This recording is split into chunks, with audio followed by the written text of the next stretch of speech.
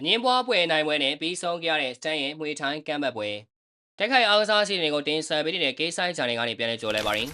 စတန်ဖတ်တဲ့ဟာနိုင်ပွဲတွေပြန်လည်ရရှိနေပြီဖြစ်ပေမဲ့သူမရဲ့တကြောပြန်ခီးစဉ်ပေါ်တန်ရာဖြစ်တာတွေမိကုံးထုတ်တာတွေကတော့ပျောက်ကွယ်မသွားသေးပါဘူးဝိုင်းချန်ပီယံရှစ်ဝေတန်း3ခုချန်ပီယံဟောင်းဖြစ်သူစတန်ဟာပြီးခဲ့တဲ့တောက်ချာနေညကအတန်ဝေတန်းမှွေထိုင်းတွဲဆိုင်မှာပြန်မဲ့စင်တီယာဖလော်ရက်စ်ကိုအမတ်ဘေးတိုင်နေအဆုံးဖြတ်နဲ့ကပ်ပြီးတော့ပဲနိုင်ခဲ့တာပါဒီရလာဆိုရှယ်မီဒီယာထက်မှလည်းချက်ချင်းဆိုတော့အမြင်ပွားမှုတွေဝေဖန်မှုတွေကိုမြင့်တက်စေခဲ့ပါတယ်ပရိသတ်များပြက Florence စီကနေနိုင်ဝဲအခုခံနိုင်ရတာလို့အော်ဟေးခဲကြသလို Market Seco Fighter Florence ရဲ့ Phuket Fight Club အသင်းသားတွေကလည်းပွဲစဉ်တစ်လျှောက်လုံးမှာ Florence က stand ကိုအသားကြီးအောင်ဖိအားပေးထိုးတက်နိုင်ခဲ့တာကြောင့်နိုင်လူကြီးတွေအမှတ်ပေးမှုပေါ်ပြင်းထန်ဝေဖန်ပြစ်တင်ခဲ့ကြပါတယ်။တရားဝင်ချပြလာခဲ့တဲ့အမှတ်ပေးတိုင်လူကြီး3ရဲ့အမှတ်ပေးမှုတွေဟာလည်းအငင်းပွားမှုတွေကိုပုံမဆိုးလာစေခဲ့ပါတယ်။ဒါပေမဲ့ stand ကိုယ်တိုင်ကတော့ဝေဖန်မှုတွေအပေါ်ပြန်လည်ရင်းဆန်ဖို့သိပြီးမကြိုးစားခဲ့ပါဘူး။ဒီပွဲကတင်မကောင်းခဲ့လို့လူတချို့အတွက်ဆေးပြင်းစရာဖြစ်ခဲ့ရရင်တောင်းပန်ပါတယ်။ကျမကိုယ်တိုင်လည်းစိတ်ပြတ်မိပါတယ်ဒါကျမအတွက်လုံလောက်တဲ့စွမ်းဆောင်ရည်မျိုးမဟုတ်ပါဘူးအမှန်တိုင်းဝင်ခံရမယ်ဆိုရင်တော့ဒီပွဲမှာကျမအတော်လေးလေးလံထိုင်းမိုင်းနေတယ်လို့ခံစားခဲ့ရပါတယ်လို့စတန်ကပွင့်လင်းလင်းပြောသွားခဲ့ပါတယ်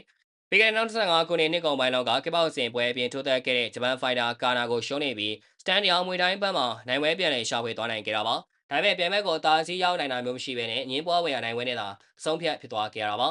ဗီဒီယိုလေးကတော့ပါပဲဝိုင်းချန်ပီယံရှစ် USA လက်ဝဲနဲ့ MMA အကြောင်းအစုံတွေကိုတင်ဆက်ပေးသွားမှာဖြစ်လို့ K-Site ဂျာနယ် channel လေးကို like and follow နဲ့ subscribe လေးပြုလုပ်ပေးထားဖို့မေတ္တာလိုက်ရက်ခံလိုက်ရပါတယ်ခင်ဗျာ